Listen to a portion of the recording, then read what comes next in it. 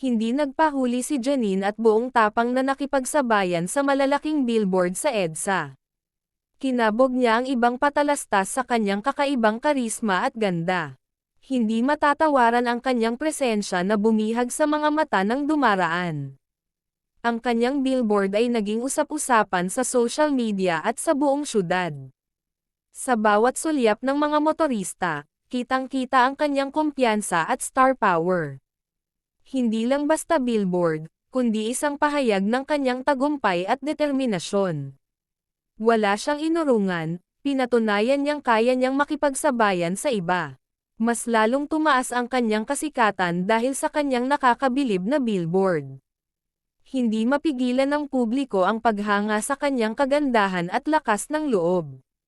Tunay ngang si Janine ay isang reyna na hindi natitinag sa gitna ng matinding kompetisyon.